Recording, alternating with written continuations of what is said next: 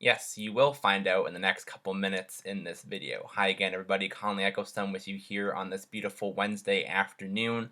And as the title says, I will be doing my Kentucky Oaks and my Kentucky Derby picks for this year.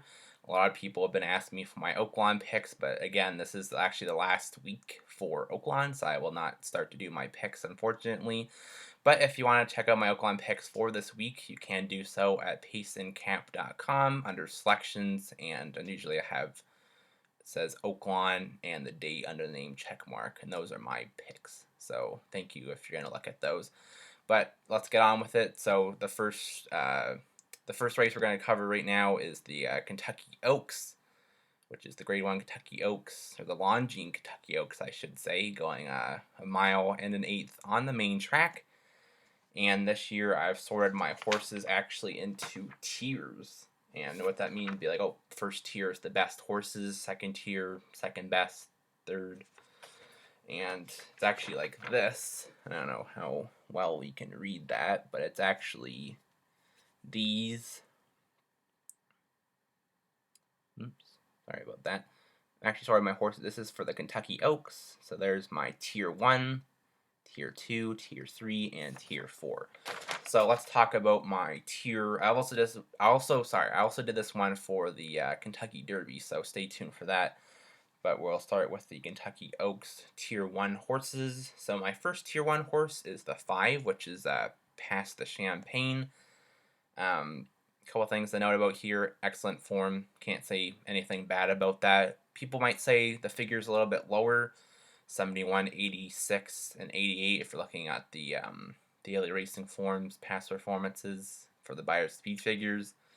But did race at Keeneland, going a mile 16th at the Ashland, but was beat by the favorite in this race, which is Malathat, only by a head. So that was an excellent effort by Javier Castellano in that race. But again, you can't say anything bad about her form, and you can't say anything about how fresh that she's going to jump into this race. Works have been okay, hasn't worked, I don't know. I'm not the best guy to really be like, oh, this horse worked today. But according to the works in the past performances, April 19th was the last workout and ran 5 furlongs and was the only horse that worked 5 furlongs. And raced for a minute, so that was not too bad. Again, you can't say anything bad about this horse. This is definitely a live long shot if you're looking for long shot picks for trainer George Weaver and jockey Javier Castellano. Moving on to the favorite, which in this race is Malathat for trainer Todd Pletcher and jockey John Velasquez. John Velasquez, the last time he was on her was at Aqueduct in the Sloppy Sealed. As you can see, the SLY with the little S means Sloppy Sealed, going a mile and an eighth, which is the same distance here.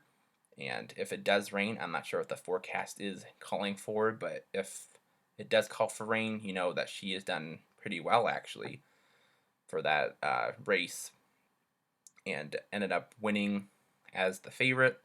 Ran 5 wide, according to the comment line, 5 line, and pretty much has got up at the last second to win by 3/4 of a length.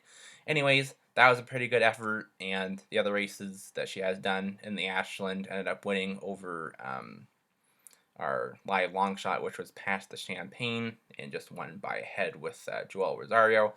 Now gets John Velasquez back on board today, and again, this is another horse that you cannot pass up. That's why I put that horse in my top tier.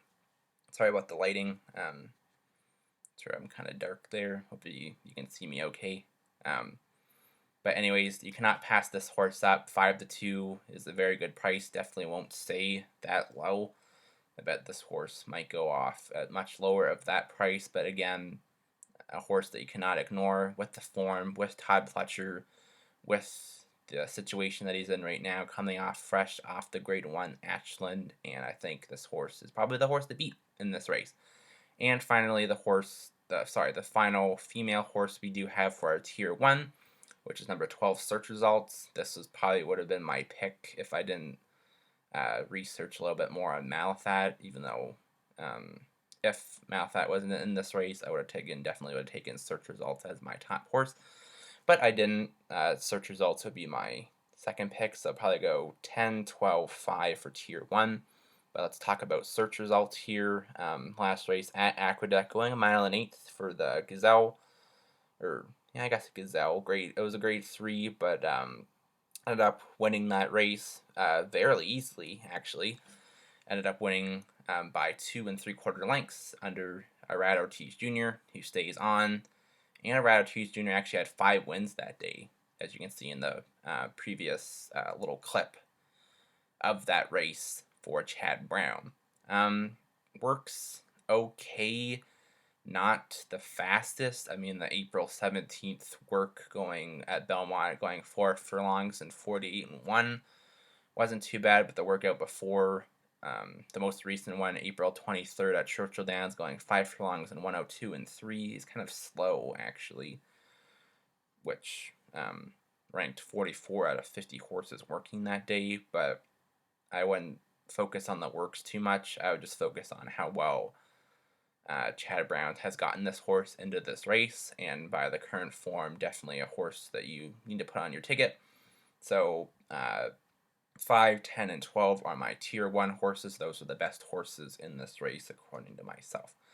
The second tier is Tier 2, and that will be the only horse that's in my Tier 2 this year is number 3, which is Clary. I'm not sure if I just butchered that name, or I'm pretty sure it's called Clary. Clary.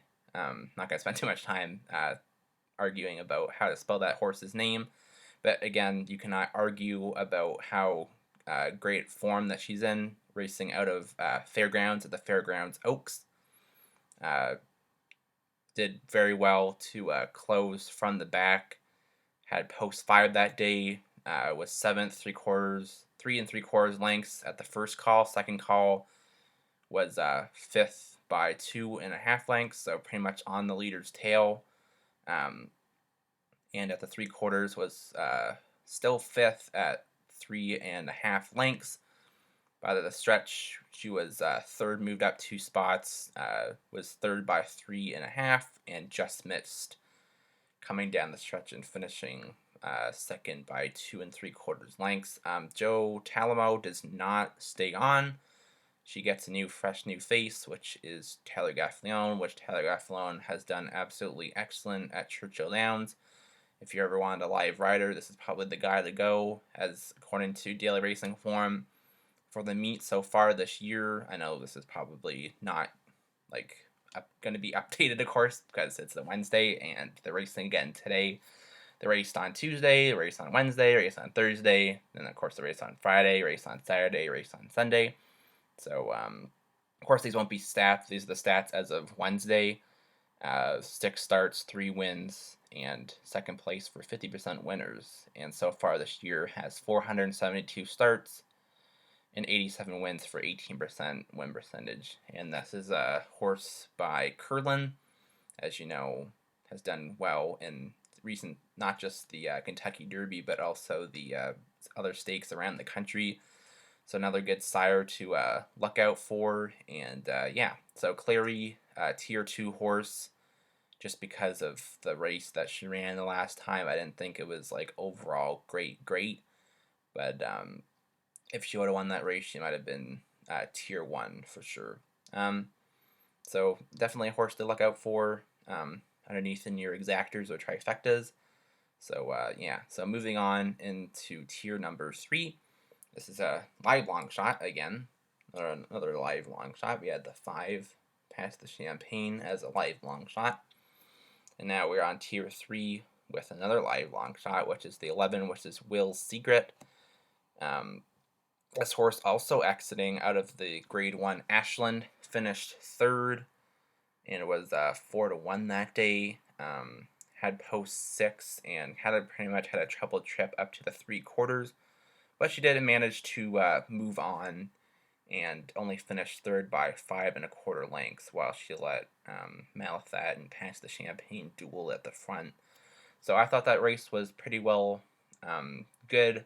Only reason why I'm going to put her as my tier 3 horse is because she tried 4 times, or she tried 3 times before she broke her maiden and her fourth start, and then after that, she did race in stakes races, but wasn't like overall excellent versus this level. Of course, this level's a grade 1, and she was out of a grade 1 in the last race, but wasn't game effort. So yes, this horse is a live long shot. Yes, the last 4 races have been pretty solid. But again, a lot of people would rank this horse very low due to the speed figures. Last 3 races, 81 going from the 3rd race up to the top, 81, 82, 81. Figures before that, 50, 59, 71, and 78. So a live long shot if you're looking for a horse and you're rounding out your superfectas.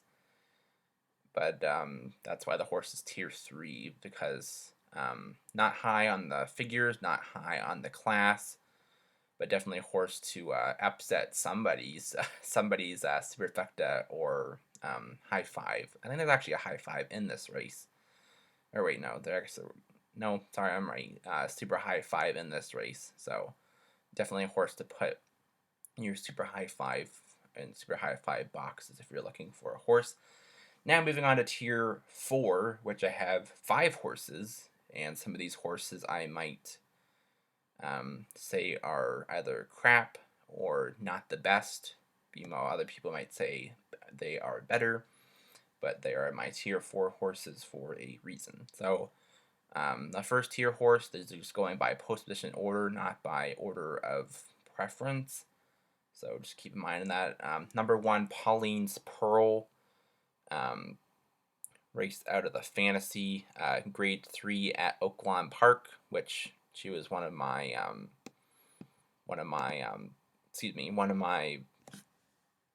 prep videos at the beginning, where she closed and ended up winning that race, where she wore down Ava's Grace in that race.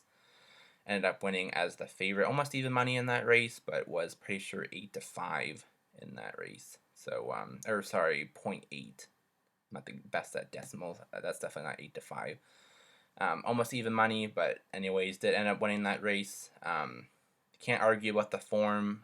1, 2, 1, and 3 in the last 4 starts. The only reason why I downgrade horses is because they're a much lower class than today. So pretty much got 2 knocks for being in a grade 3 in the last 2 races, plus the races before that were all maiden special weights. And also another knock would be that hasn't raced at this distance before and hasn't raced at the track. But the track one doesn't matter. It's just more of, can this horse get the distance? Not sure, because going from a 1.16 to 1.125 is just a little bit of a step up. So if you like this horse, go ahead. I am not judging you. I'm just saying that this horse has been racing at a grade 3 level versus a grade 1.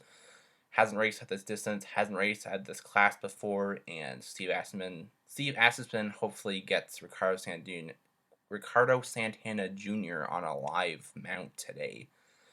So we'll see about Pauline's Pearl upsetting my picks. See how well that happens as we move on to the number 2, which is Maracuda Maracuja. Also coming out of the Gazelle grade 3 out of Aqueduct.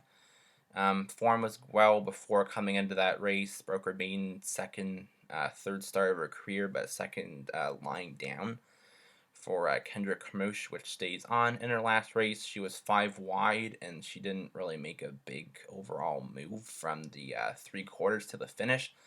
But as I said, Kendrick Kamosh does stay on, and so far is 1 for 2 or 50% with this horse. So was at that same distance as today, but again, it was a grade 3, so of course you have to not knock it over like really bad. Just knock it because today's a grade 1 and she raced in a grade 3, but the other races was made in special weight, so I had to knock her a little bit more. And the workouts have been not the best as times. The last one was okay, but the ones before that weren't very well, and pretty much an unknown trainer. Rob, I've never heard of this guy before, so that's why I'm saying unknown. You guys might know, but Rob Atraz, unknown to me, so I knocked her again off that because it's unknown. I know the jockey Kendra Carmouche, but I don't know the trainer, so I'm not sure how well this trainer does with horses like this. According to Daily Racing Form, has 8 starts, 25% winners with a 2.39 ROI. So it's okay, but again, figures have been very low. Just topped. I just had a buyer top in the last race with an 88, but ranks pretty low versus this field. So that's why the horse is a tier 4. Moving on to the number 6, which is Travel Column. Yes, a lot of people say, why did you put this horse tier 4? Well, first thing to note, this horse was coming out of a extremely fast pace for, I'm pretty sure the S with the bold is, I think is Stalker. It's either Stalkers or Closers that extremely favored that race, which this horse is a front runner. So that would pretty much demote her from being well in that race. Exiting out of the Fairgrounds Oaks Grade 2, was front running the whole time for Flandreau, who stays on as today. The horse was 3-4 wide, led at the quarter, but edged clear, only winning by 2 3/4 lengths. You can't argue about how her form has been, but can she get the distance today, as she's been racing at mile and a 16th her last 4 starts? So I understand that she's stepping up today, and I understand that she is 2 for 2 here at Churchill Downs, but I'm not sure, I'm not sure if she can really get the distance today. It's one of those vulnerable horses that you think would be very good and don't turn out the best, in my opinion. I'm not saying Travel Column is a bust. I'm just saying that Travel Column might not get the respected trip that Brad Cox is wanting for this horse. So that's why I put Travel Column for 4th in my tier 4. But Travel Column is definitely a live horse if you can get the odds in your favor. 3-1 morning line. So yeah. So moving on to the number 8. The number 7, Ava's Grace, would have been next what we talk about, but I just got word that Ava's Grace is actually scratched, so we won't talk, unfortunately, about Ava's Grace. But anyways, kind of unfortunate that your horse scratches a couple days before a race. So yeah. So moving on to the number 8, which is Morat's. Morat's shipping from Santa Anita, shipping out of the Santa Anita Oaks, which Roberto Rispoli has ridden her in 5 career starts, has only gotten 1 win, and that was her 2nd career lifetime, where she won in a maiden special weight. And won by considerable lengths, winning first by 11 lengths. And that's the only time she's ever been on Lasix. Of course, she can't have Lasix anymore in stakes races due to the ban of that. So maybe that's why this horse hasn't been the best after that start. And that's the reason why I put that horse for tier number 4, is because if she would have raced on Lasix, yeah, of course she would have done much better. But now she's racing off of Lasix, of course, because you can't have it. And hasn't been racing in overall great company. The last 2 races have been unfavorable to her due to her running style, and also it's a much shorter distance, not overly shorter, but mile and 16th is shorter than a mile and 1/8, of course, if you know what your distance is. And yeah, that's the only reason why I put it as tier number 4. Hasn't raced the distance, hasn't raced at the track. Workouts have been okay, not the best, but Michael McCarthy hasn't graded the best in graded stakes, so that's why I kind of demoted her for tier number 4. So does get Flavian Pratt, which Flavian Pratt actually won over with Country House just a couple years ago. So yeah, I'm just trying to think about what to say here, but yeah, that's the only reason why I would say this horse is a tier 4 is because Alberto Rispoli switches off. Also, you're getting a new jockey, trainer hasn't done well in graded stakes, hasn't raced at the distance, steps up, and the last 2 races have been unfavorable to her. But if you were a trip handicapper, you might say this horse might be a live long shot, but I don't think so. So that's why I said Marat's is a tier 4 horse, but definitely a horse to look out as always. If my horses are on a tier, it's definitely a horse to look out for. So to recap, my tier 1 horses are number 5, Pass the Champagne, number 10, which will be the likely favorite, which is Malathat, and the number 12, Search Results. So that concludes it for the Kentucky Oaks. Moving on to the main event, not really main event, just the part two of stakes action here at Churchill Downs with the Kentucky Derby, presented by Woodward Reserve, going 1.25 miles on the main track for a purse of $3 million. I'm going to show you. I'm not sure how great you can see this, but there is my tiers right there: tier 1, tier 2, tier 3, tier 4. So I'll go in depth for my tier 1s. So my tier 1 first horse, again, these horses are not in order. These are just the horses that are included in the tiers. So if I say, just for example, in the Oaks, where I had 5, 10, 12, doesn't mean, oh, I like the 5 over the 10 over the 12. And it doesn't mean that. It means I have the 5, 10, or 12 being the best horses. So just to clarify that before we get on to the Kentucky Derby picks. So my top 2 horses, I only have 2 horses in here for tier number 1. It might come to a surprise that Essential Quality isn't in my top 2, or in my top tier. And I'll talk about that in a couple minutes. Is a tier 2 if you want the surprise, great. Essential Quality is a tier 2 horse, but I'm going to talk about him in a couple minutes. But first off, we're going to talk about my tier 1 horses, and the first tier 1 horse is Highly Motivated, which is a definitely live long shot, because I heard Mattress Mac or Mattress Matt, I think it's Mac, that's going to bet $2 million on Essential Quality, and I feel like that's more of a publicity thing for not really saying, oh, buy my mattresses, but just being a publicity thing, being like, oh, I'm going to bet $2 million on Essential Quality. So that means that Essential Quality's odds are definitely going to go down, which everybody else's odds go up. So we definitely are going to get Highly Motivated at a very good price, hopefully. Fingers crossed there. Mattress Mac makes the prices go up, which it should. So we'll talk about all of my picks and see how well they do on Saturday with the Mattress Mac betting that much on Essential Quality. So the first horse in my tier 1 is number 17, Highly Motivated, for trainer Chad Brown and Javier Castellano. In his last race, I was just talking about the Oaks, that's why I said her.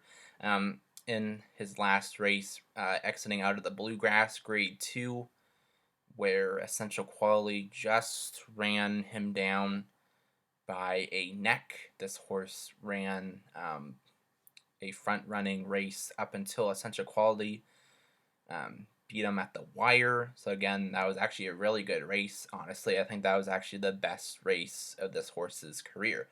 Yeah, you might say the lined 3 back in the Nyquist at Keeneland going 6.5 was the best race, but no, I don't think that was the best race. I think the best race was actually the last race, just by how game of an effort that he was. He was on the front end up until Essential Quality beat him, gave in, and unfortunately lost, but only by a neck. So excellent form. You know that he can get the distance, raced at 1.1 miles. Works have been pretty good, not holy crap great, but the last few have been pretty well I can say acceptable. Chad Brown has been getting Javier Castellano on a lot of rides recently, and he thinks that, and I think that too, that Highly Motivated is definitely a live horse in this race to beat possibly be Essential Quality if Essential Quality doesn't get the trip that everybody wants him to do. So definitely Highly Motivated is one of the horses that I would suggest putting on your exactor, trifecta, superfecta, high five, whatever you want. Pick 3, pick 4, pick 5, pick 6. Pick 6. I wouldn't suggest putting wouldn't even suggest playing a pick 6, honestly, because it's super hard. And if you ever do play a pick 6, good luck. But honestly, I'm not going to go into that. I'm just saying that pick 6s are really hard, and I would feel really bad if you had any of my horses in there and they end up not doing well.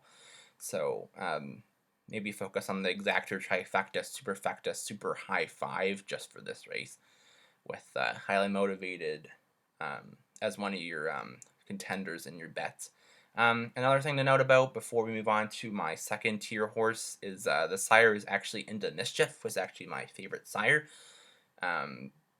Has done well with recent stakes. I'm pretty sure Into Mischief is actually the sire of Authentic, which ended up winning the Derby last year, so I'm pretty sure. So hopefully Highly Motivated can get the job done, or at least have a good trip. That's a lot of things that people think that, oh yeah, this horse has to get a good trip or this horse has to win or else I'm just going to give up. No, don't give up. If your horse had a good trip, ran second, and you had a couple other horses underneath and you won your ticket, great, that's cool.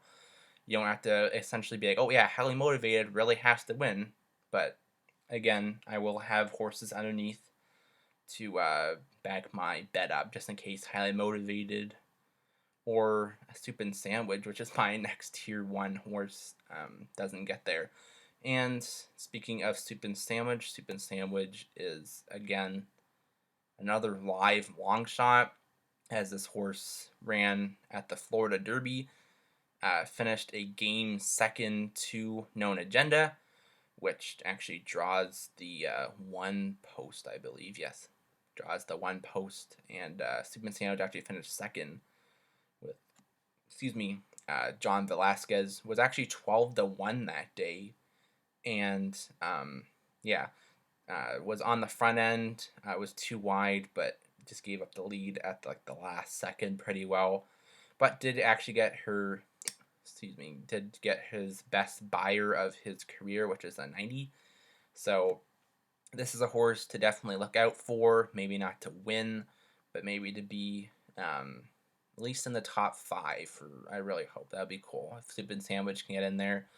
For my local trainer, Mark Cassie, who's raced here in Canada and is absolutely superstar, and I wish him the best of luck for his other horse in this race, which is number 12, Helium. So I wish the best of luck for Helium, and I wish the best of luck for Supin Sandwich, but I really hope Supin Sandwich does get the trip on the front end and hopefully gets at least in the top 5, hopefully. So that'd be really cool. And again, this horse is out of Into Mischief, so fingers crossed things happen good for Mark Cassie, and also Tyler Gaffalione gets on. So as I said in the Oaks preview, that Tyler Gaffalione, live jockey, I would probably, if I was ever a owner or trainer, I would definitely put Tyler Gaffalione on a lot of my horses.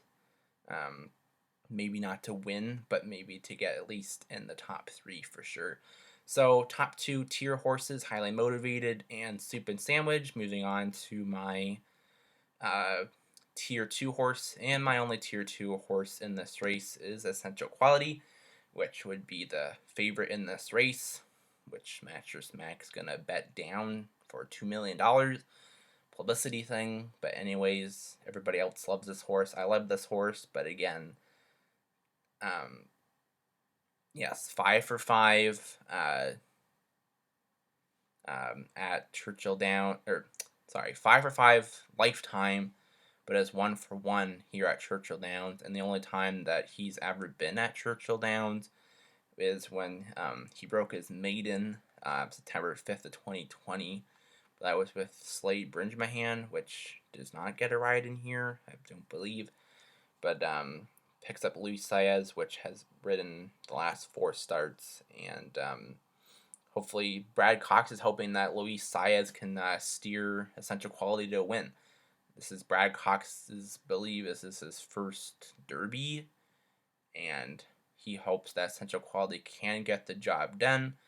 But in my mind, I feel like Essential Quality is like Tis the Law last year, where everybody else hyped up Tis the Law, made him pretty sure 3-5 on closing odds, and finished a game second. So I feel like Essential Quality might do that this year.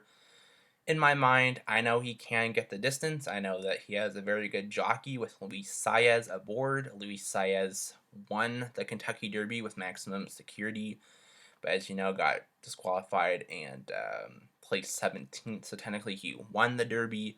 So see if he can get it done. I'm not saying he's not going to get it done. I just think he's going to be a tad bit short for that finish line. So Essential Quality, my tier 2 horse. My next tier is tier number 3, which is number 8 and number 11. First horse, again, this is not in order. This is just in post-position order, how I wrote it down. And for tier number 3, we'll start with number 8, which is Medina Spirit for trainer Bob Bafford, Moneyman Bafford, and John Velasquez. Coming out of the Santa Anita Derby after getting beat by Rock Your World as the heavy favorite in that race, actually. I'm not the best with odds, but 0.9 is almost even money. So again, was the favorite in that race. Kind of had a sort of trouble trip, not the best race I would say this horse ever had. But was willingly to keep up with Rock Your World up until the stretch drive. But keeps on John Velasquez. Wish Abel Cedillo what should have been on this horse in my mind. But again, Bob Baffert knows his horses better than I do. So John Velasquez will be staying on this horse. The only reason I would knock Medina Spirit is because of the distance. Sure, finished second at this distance, only beaten second by 4 1/4 lengths. But in those last 4 races prior to that, I can't really see this horse really getting the distance too well. Mile 16th mile, and then 5.5 furlongs. And this is all in Southern California. So shipping over here to Churchill Downs might be feeling a little bit different than the warm climate in Santa Anita. So it's not like I hate Bob Baffert in this race. It's just that I don't really feel like this horse really get the distance. Will be on the front end, according to Timeform, with a 123 early pace rating. So I believe this horse will be on the front end. I feel like Medina Spirit will be on the front end for sure.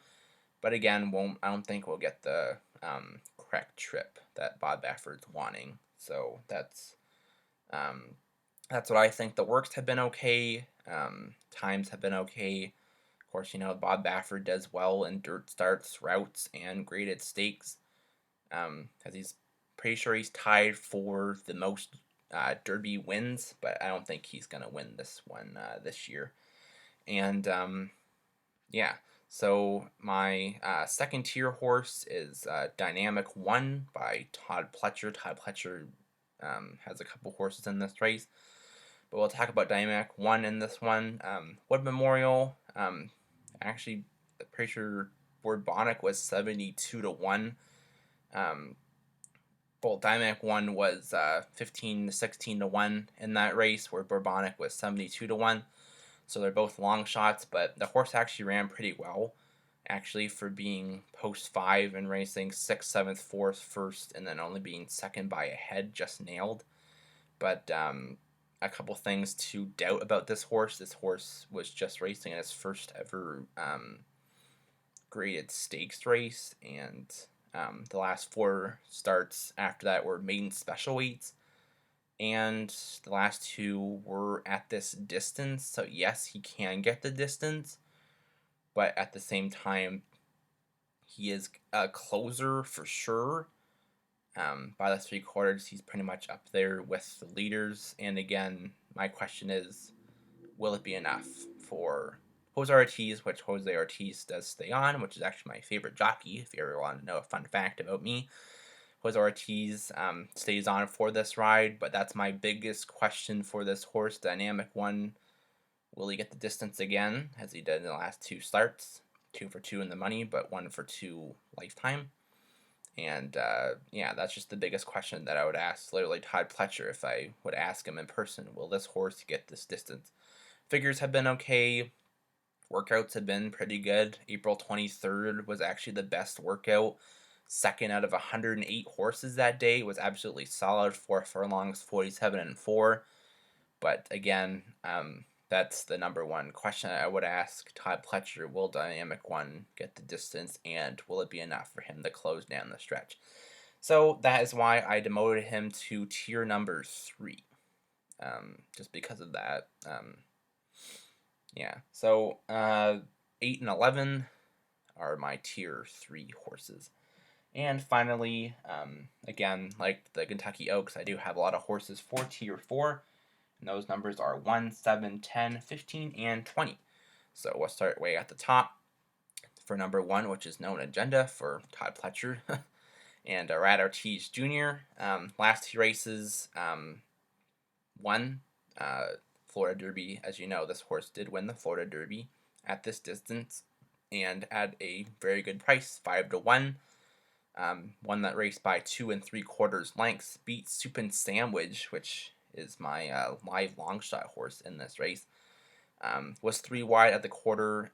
Pretty much had a burst of speed by the 3/4 and drifted off. And well, not really drifted, but as you see in the replay before this, kind of drifted off and ended up winning that race, even though the horse was pretty much in the middle of the racetrack, but did end up winning.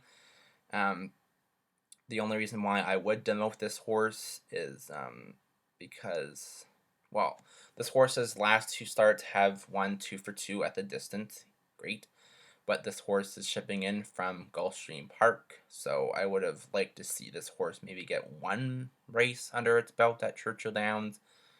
But it's Todd Pletcher, so I can't say anything about coming into this race for trainer-jockey combo.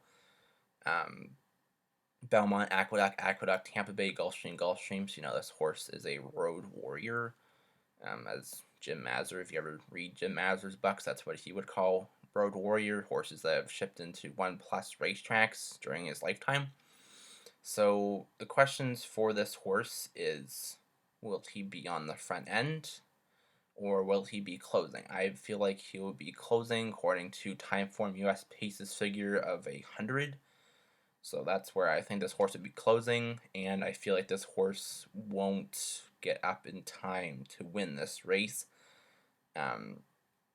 The last 2 have been closing efforts. Actually, pretty well every single race of this horse's career have been closing. But at the same time, that would be the number one question. I do have a lot of questions for Todd Pletcher a lot when I'm handicapping. And if I ever were to get the chance, that would be really cool. But that would be a question to ask Todd Pletcher. Will he get this distance? He's 2 for 2.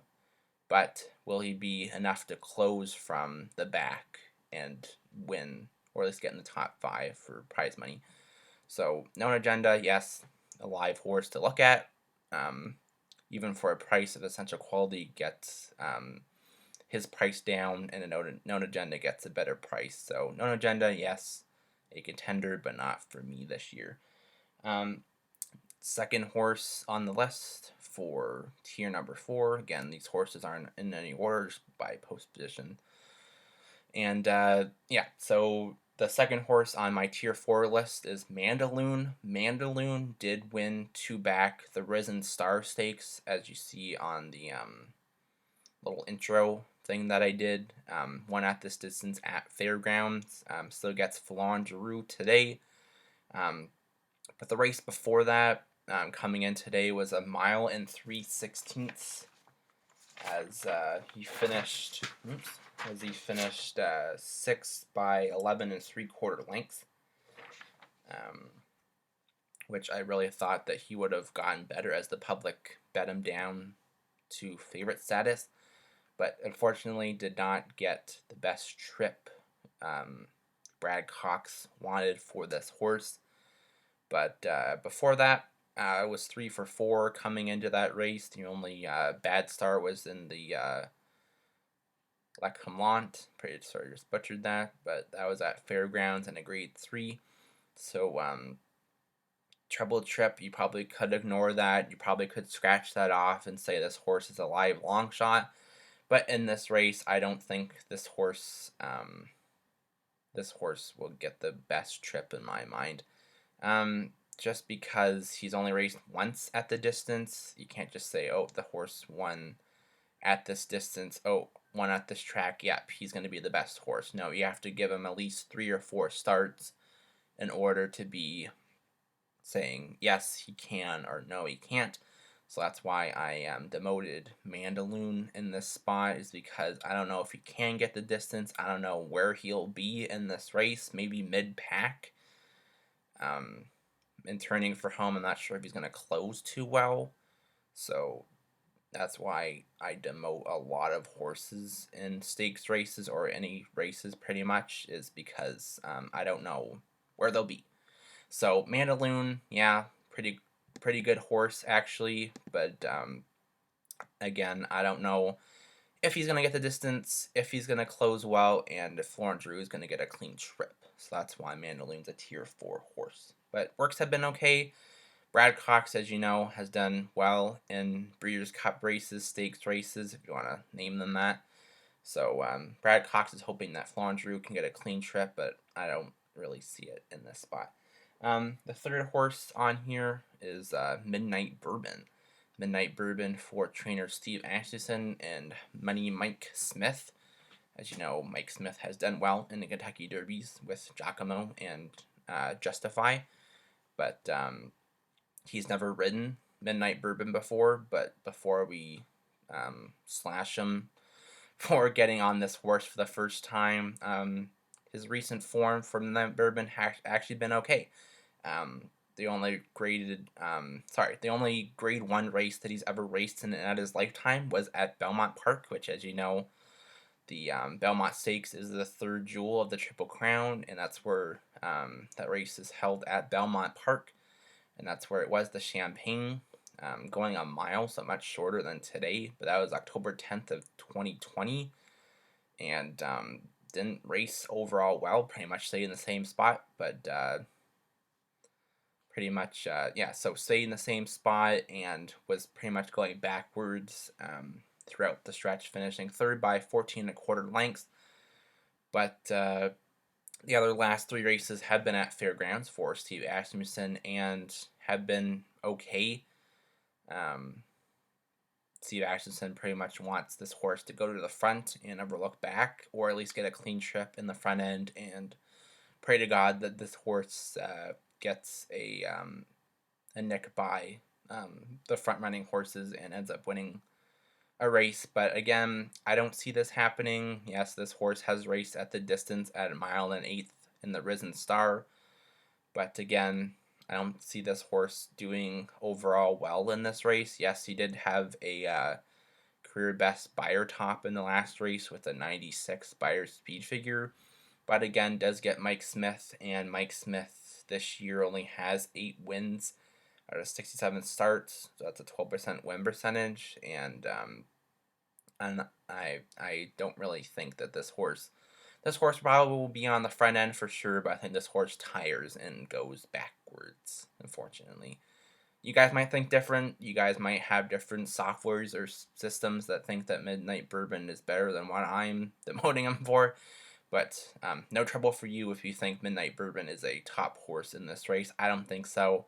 So Midnight Bourbon is a throwout, according to me. Second last horse I'm going to talk about is the 15, which is Rock Your World. Yeah, a lot of people are probably saying, Conley, why did you demote Rock Your World for trainer John Sadler and Joel Rosario? Well, let's start with the positives first. As you know, I'm a positive guy. I like to start with the positives. Santa Anita raced at 1.125 miles. Santa Anita Derby ended up winning for Umberto Rispoli. First by 4 1/4 lengths. Wasn't the favorite that day, but pretty much raced like the favorite. Was on the front end and pretty much drew away from everybody. But the demoting, I would have to start with this horse has raced once at this distance. I would have liked to see a horse race again.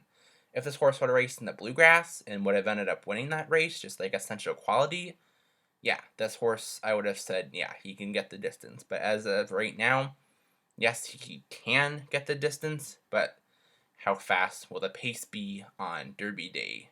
And I feel like Rock Your World will definitely be on the front for sure, as time for and pace figures do say that 132, which is super super high. So this horse will definitely be on the front end. Joel Rosario has ridden this horse before, so it's not like he's never ridden this horse before. But those last two races, he's had 3 career starts lifetime, but 2 of those were on turf. The last race was on dirt, of course, for Santa Anita Derby. But I can't really say anything right now. Yes, this horse is in excellent form. Yes, this horse is trained by an excellent trainer in John Sadler. But this horse is shipping. This is only his 2nd career time on the dirt. And yeah, I would like to say Rock Your World would be a tier 1 or tier 2 horse beside Essential Quality or my top tier horses. But right now, I can't say this horse would be the best horse in this race. He might surprise me. He might get in the top 5, but as of right now, I think Rock Your World is going to be on the front end and tires coming down the stretch, unfortunately. So Rock Your World is a tier 4 horse for that reason. Kind of dumb to say that, but that's pretty much how I do my handicapping. Is I feel a horse will go to the front. I don't know. And the Kentucky Derby is a very long race for some horses, and a lot of times the horses are either stepping up in class, stepping up in distance, shipping in, getting a new jockey, etc., etc. So that's the reason why I demote a lot of horses for being down. So they all start at tier 1, and by the time I finish my handicapping, it's pretty much been changed a lot. So that's the reason why I put Rock Your World as my tier 4 horse. A lot of people think, yeah, Conley, you suck. Yeah, Conley, you should have put him at tier 2 or tier 1. But as of right now, this is only the 2nd career lifetime start for on the dirt for Rock Your World. So that's the only reason why I feel like he's a tier 4 horse. And he'll tire if he gets into the front, and a lot of horses do close from the back. So that's the reason why I think Rock Your World will not be the best on Derby Day. And finally, the 20, which is Bourbonic. I've looked back at that Wood Memorial race over and over and over and over and over again, and I really want to choose Bourbonic as a tier 2 or tier 1 horse. But after looking back at his past performances and after looking at the field that he's in for today, I've pretty much demoted him from tier 1, tier 2, and tier 3. Yes, Wood Memorial. Yes, he, closed all the way from the back for Kendrick Carmouche. At 72 to 1. Had post 9, and he was 9th, 9th, 9th, 5th, and then he won by a head. But his last 1, 2, 3, 4, 5. Last 5 starts before that were all in optional claiming or maiden special weight races. So I can say, yes, he can get the distance, but he got extremely lucky that the pace tired in the Wood Memorial and went his way for the running style that he has run in past races. So the demotion number 1 would be this horse is kind of not saying all over the place, but according to his past performances, yeah. His first career start, October 11th at Belmont, going 7 furlongs, main special weight, 6th by 14 in a 3/4 length. Tried on the turf for the second start, November 14th, 2020. Aqueduct was yielding that day, so not good. like not like the good, because fast or firm or good is acceptable, but was yielding that day, going a mile and a 16th, and did not fare any better than his first start, finishing 11th by 13 and a quarter lengths. And then Todd Pletcher took him off December 6, 2020. Aqueduct was good, but those races after that haven't been very. Yes, like in his recent form, yeah, he's been well, but not at this quality that he's going to race in today.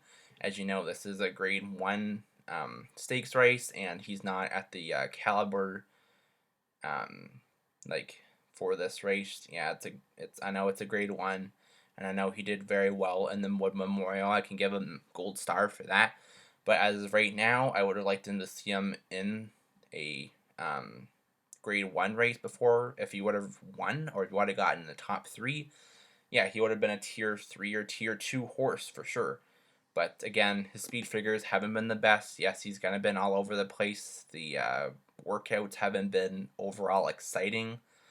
And he's only raced once at this distance, where he just got extremely lucky that he won this race. Kendrick Carmouche does stay on, as he is 2 for 3 lifetime with this horse. But again, I would really wish I put Bourbon in my top 1, 2, or 3. I would have put him Tier 3 just for how he looks on paper, but unfortunately I put him Tier 4 just because he hasn't raced in a Grade 1. He should have really raced in similar distances as today if Todd Pletcher knew that he was going to be a Triple Crown nominated horse, and that he should have tried out racing more. Should have raced more at Grade 1 level just to see how well he fared, because he hasn't raced a Grade 1 either, and I'm not sure how well he's going to do today. Yes, he will definitely close. I wouldn't be surprised if Bourbon finishes in the top 10, but as of today, I don't think he is the best horse to win this race. So for a recap, my Tier 1 horses in this race are the 17 and the 19, which is Highly Motivated, and Soup and Sandwich as my live 2 long shots. Tier number 2, which is Essential Quality. Tier number 3, which is Medina Spirit and Dynamic 1. And tier number 4 with Known Agenda, the 1, the 7, Mandalon, the number 10, Midnight Bourbon, the number 15, Rock Your World, and the number 20, which is Bourbonic. So that does it for my Kentucky Derby, Kentucky Oaks recap. I really hope you enjoyed my blabbing on for 53 minutes. And I really hope that you can win a big ticket for me. Well, more for you, but I really want to hear how well you did in the comment section below for how well your handicapping went for either the Kentucky Derby or the Kentucky Oaks. So this will be posted, of course, way in advance, so you do have time to look at my picks, if they're any good, if you think they're any good, and have enough time to construct your tickets enough before the Oaks or the Derby, whatever you like to play. So thank you for watching. Please consider subscribing, as I will have more races I would have more handicapping from Remington Park starting in August, kind of mid-August, up until December. That's the next meet I will have. But before that, I will also do a couple of stakes races around the country, just like I do right now, as Kentucky Derby and Kentucky Oaks. So that would be pretty much from anywhere, as I see pretty much there probably will be a lot of Breeders' Cup challenge races or Breeders' Cup prep races that I would pretty much cover, but pretty much anywhere I would definitely cover for sure. So thank you very much for watching. Please consider subscribing, leave a like, and leave a comment who you like in the Kentucky Derby and the Kentucky Oaks. So thank you. This is Colin the Echo Stone signing off.